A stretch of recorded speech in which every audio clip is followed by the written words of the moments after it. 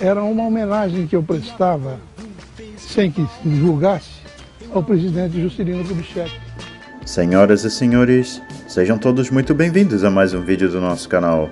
No vídeo de hoje, vamos trazer a história do Ibape Democrata, uma importante parte da indústria automobilística nacional, esquecida ou até mesmo desconhecida da maioria dos brasileiros. Eu vou dizer uma coisa que você já sabe.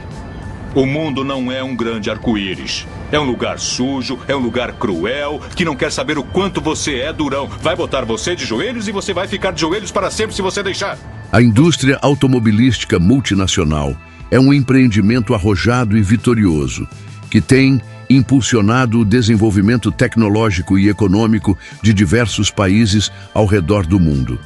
No entanto, essa indústria também tem sido acusada de usar de jogo sujo para minar ou destruir as indústrias nacionais, que sonham em produzir um automóvel 100% nacional. Um exemplo disso é o que aconteceu no Brasil nos anos 60 e 80 com as indústrias Ibape e Gurgel. Essas empresas foram pioneiras na produção de carros nacionais, mas enfrentaram uma série de obstáculos por parte das multinacionais, que usaram de táticas como dumping de preços, boicotes e campanhas de difamação para prejudicar seus concorrentes. Uma das táticas mais utilizadas pelas multinacionais foi a de usar a mídia para espalhar informações falsas e tendenciosas sobre as indústrias nacionais. Essas informações eram muitas vezes publicadas em revistas e jornais e tinham o objetivo de desmoralizar as empresas nacionais e convencê-las a desistir de seus projetos. Como resultado dessas táticas, as indústrias nacionais tiveram dificuldades para competir com as multinacionais e acabaram sendo absorvidas ou extintas. Isso levou a uma concentração do mercado automobilístico brasileiro nas mãos de poucas empresas estrangeiras, o que prejudicou a inovação e a competitividade da indústria nacional. No vídeo especial de hoje, estaremos contando a história do Ibape Democrata. Em outubro de 1963, o jovem empresário Nelson Fernandes, proprietário de um clube de campo, o Acre Clube, e de um hospital, o Presidente, ambos em São Paulo, inauguravam uma fábrica de automóveis, a Ibape. A intenção inicialmente era produzir 3 veículos, um carro popular com motor de 300 a 500 centímetros cúbicos, um utilitário e um modelo de luxo Democrata, com 3 volumes em versões coupé de 2 portas e sedã de 4 portas, com motor traseiro de 6 cilindros de 2,5 litros.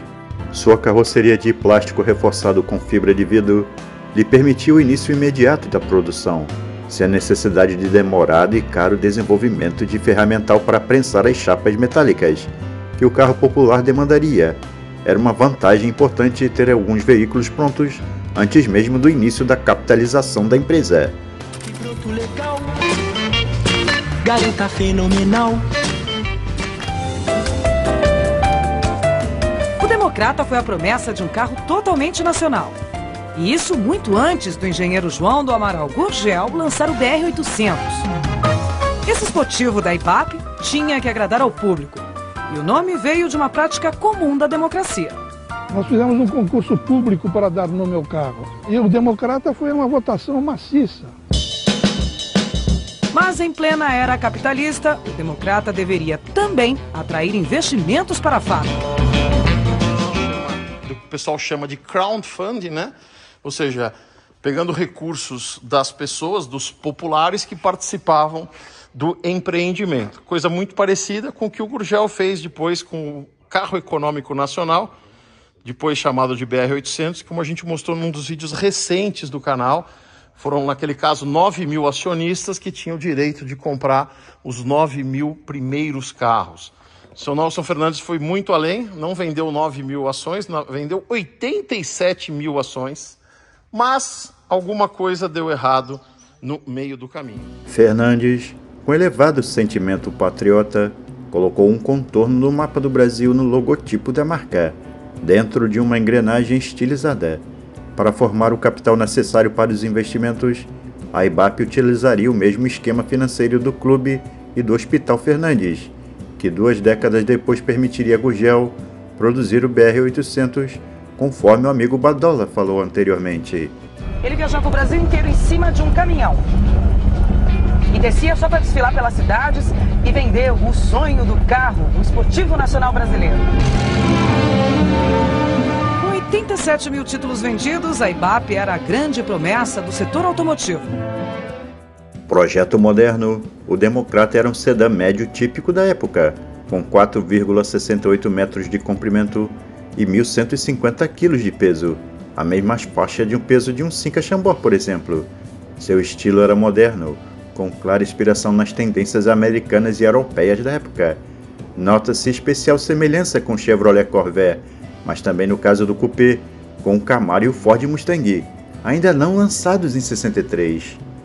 A semelhança com o Chevrolet Corvair talvez tenha relação com o que se contaria no meio automobilístico anos depois, que os protótipos do Democrata teriam sido construídos sobre o chassi de um Chevrolet americano, inclusive utilizando seu motor de cilindros opostos.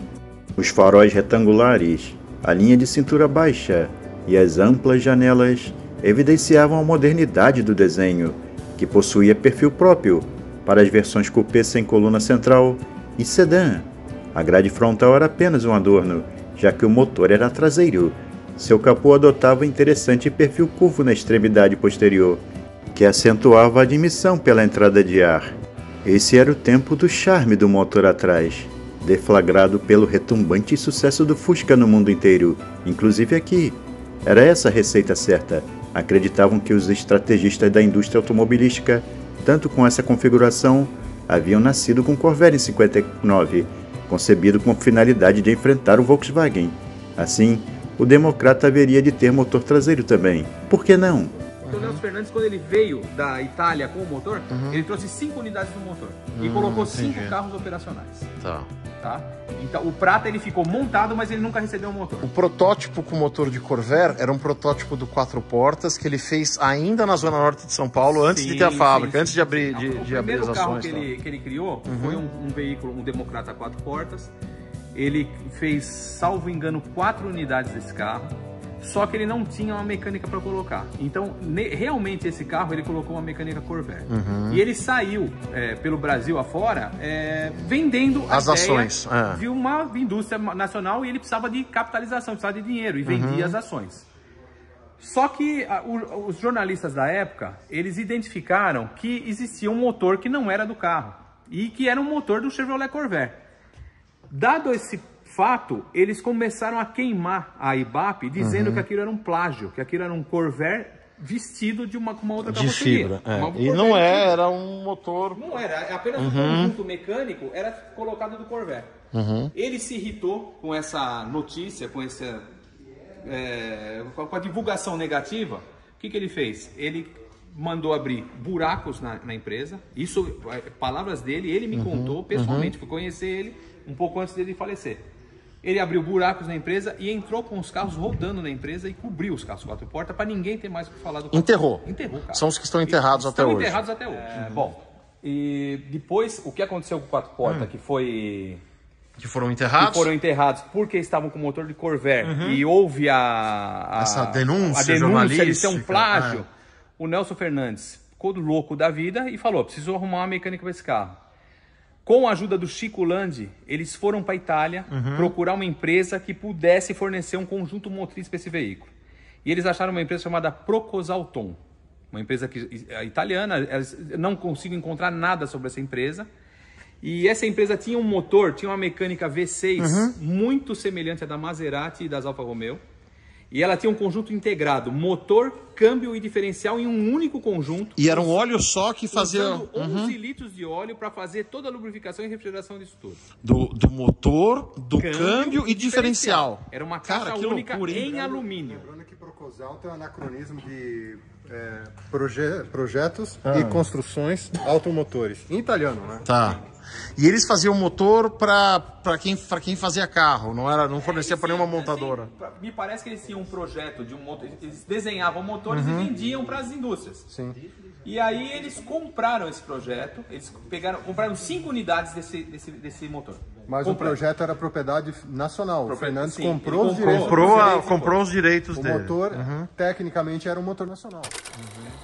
Em meados de 1966, já em meio às turbulências que levaram ao fechamento da empresa, a IBAP decidiu apresentar o Democrata no Salão do Automóvel, então ainda realizado no Ibirapuera, em São Paulo.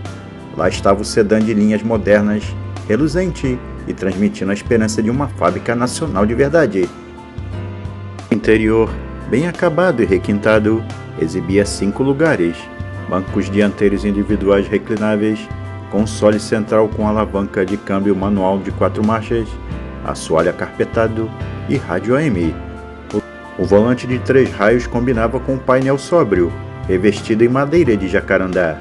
A carroceria de plástico, utilizada até então apenas no Willys Interlagos, os fora de série como o Puma e tantos outros só surgiram anos depois, era mais adequada à produção em pequena escala, não nos grandes volumes que a IBAP anunciava, mas havia a vantagem de permitir a produção imediata e benefícios menores, como a ausência de calhas de chuva, esses itens que na verdade eram emendas em painéis metálicos, fácil fixação do revestimento do teto e, claro, imunidade à corrosão, mal que padeciam os carros nacionais daquele tempo.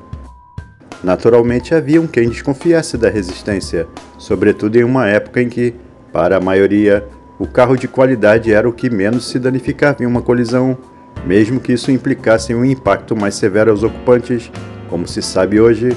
Para demonstrar a sua robustez, a IBAP propunha que interessados surrassem uma carroceria do Democrata com canos de ferro durante suas apresentações pelo país afora. Quando você mexe com um carro, você mexe com interesses internacionais. E tem gente que acredita que ele deu um golpe. Tem gente que sabe que ele não deu. Eu conheci ele pessoalmente. Eu também. Eu não sei se uma pessoa que tenta dar um golpe, que tem um patrimônio total da família bloqueado por 20 anos, que golpe é esse? E que depois ganhou na justiça, foi ele ganhou, ele foi inocentado, mas ele não foi devolvido o patrimônio para ele. Não foi ressarcido de nada. Ele teve que fazer um acordo para não processar o Estado, onde devolveriam para ele a idoneidade e a primariedade.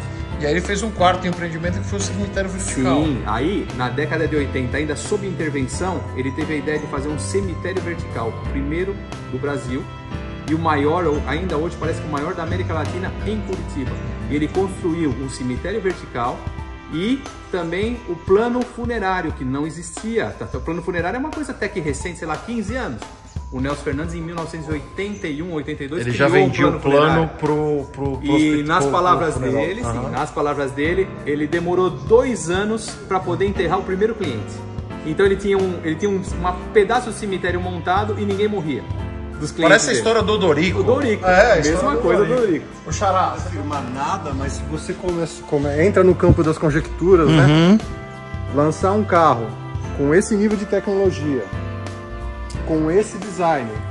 Ia botar o dedo na ferida, né? Se comparar esse carro é um carro com design da década de 60. Isso aqui é um carro com design da década de 60. É um carro muito mais moderno. É um carro totalmente fora do tempo dele. Ia no mínimo incomodar bastante. Né?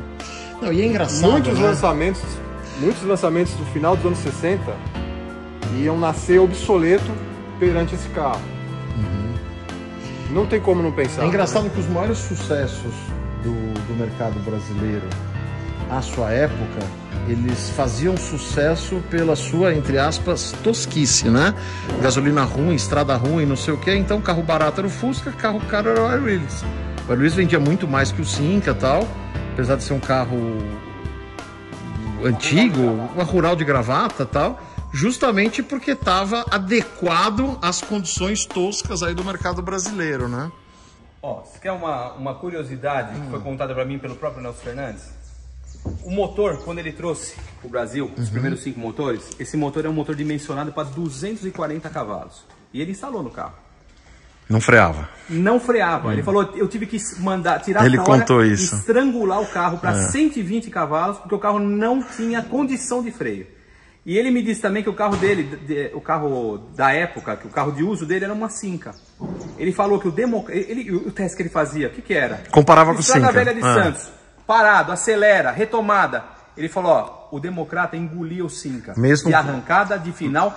Mesmo com o motor amarrado. Com o motor de 120 cavalos amarrado, ele falou, engoliu o Cinca de todas as maneiras. Só que eu consegui fazer o carro parar.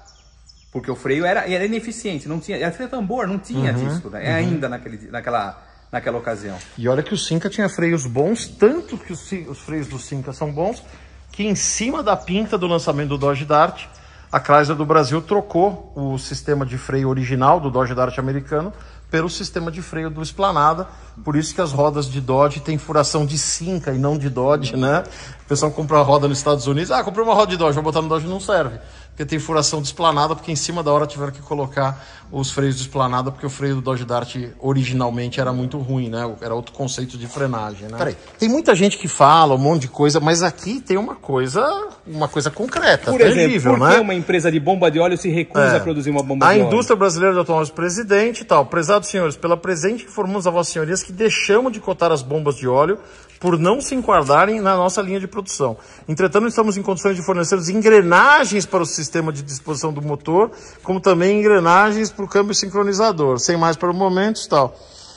Você falou que a empresa existe ainda? Não, na verdade eu associei, não tenho certeza. Se a Resolite ainda tá... Vamos fazer uma pesquisa. Senão a gente tinha que ir lá perguntar para eles por quê, né? Por que não forneceram a bomba? E por que não forneceram a bomba? Porra, essa 4 rodas falou que o carro não existe. Vamos lá, e tem vários... Voltando à história do motor. Nelson Fernandes trouxe 5 motores. Tá. Montou 5 motores em 5 veículos, fazendo os testes.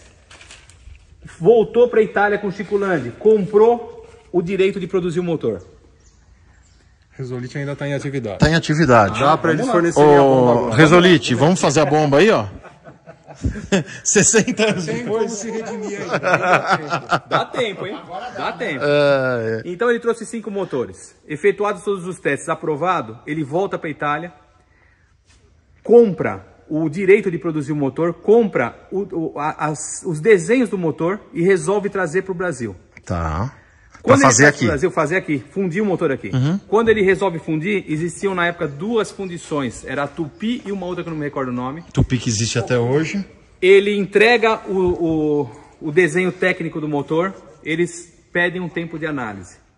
Passado um tempo mais do que suficiente, um diretor da Tupi chega nele e fala assim, olha, tira isso daqui, porque a montadora XYZ, Volkswagen, Falou que vai parar de comprar. Willys, eles falaram que se fundir um parafuso seu, eles retiram todo o pedido que eles têm da linha de produção. Eles devolvem o desenho do motor. Ele vai na outra fundição. Mesmo acontecimento. Ele deixa lá um prazo mais do que suficiente e eles devolvem, falando que eles não são capazes de fundir aquele motor. Ele volta para a Itália, ele compra, ele manda fundir 500 motores, fechar 500 motores. Eu achei que eram 50, a história conta 50. O Nelson Fernandes disse que eram 500. 500 motores. Ele compra 500 motores fechados, prontos, e ele traz o molde, porque ele falou, se ninguém quer fundir, 1.014.000 metros quadrados, eu vou ter minha fundição. Eu vou fundir na minha fábrica, eu não dependo de ninguém. E aí no navio vieram 500 motores montados, mais o molde para fazer aqui. Só que em águas internacionais o navio é interceptado. Isso ele contou. Sob a suspeita de contrabando. O navio é trazido para o Porto de Santos e o processo começou a rolar sobre é contrabando ou não é contrabando. Ele tinha todas as notas de compra do motor, ele tinha todas as autorizações, ele comprou, ele pagou, o motor estava parado num lugar do Porto de Santos e ficou, e ninguém dava a mínima para isso, ele não conseguia liberar esse motor. E o motor sucatearam, 500 motores. Isso ele me falou, que nunca teve uma fiscalização de navio no mar. Ainda mais em águas internacionais. Os caras foram até lá para interceptar. E que fim levou isso? Deve ter virado sucata. Apodreceu. Nem ele sabia o que tinha acontecido com os motores. Nunca deram nenhum tipo de satisfação para ele sobre isso. E aí quando ele ganhou o processo 20 anos depois, já em 1988... ele foi obrigado a assinar um termo onde ele foi inocentado, não acharam prova nenhuma de crime contra a economia popular. Ele foi inocentado, só que assim, ele foi inocentado, mas ele deveria assinar um termo de acordo onde ele nunca processaria o Estado e ele nunca falaria sobre o assunto. Ia morrer o assunto, iam devolver parte dos bens que foram confiscados em 68, que eram dele pessoais, E morria o assunto naquela ocasião. Ele disse que a história fazia tão mal para ele que ele assinou e pronto. Ele assinou, ele não pra quis mais acabar saber o negócio. Ele não quis mais saber do carro. Aí perguntaram assim, né? E agora? Vou fazer o que com esse negócio do carro? Agora só se enterrar. Aí ele montou o cemitério. Né? Deve ter sido essa a motivação, né? A motivação deve ter sido essa. É. Que coisa, né, cara? Que loucura, hein?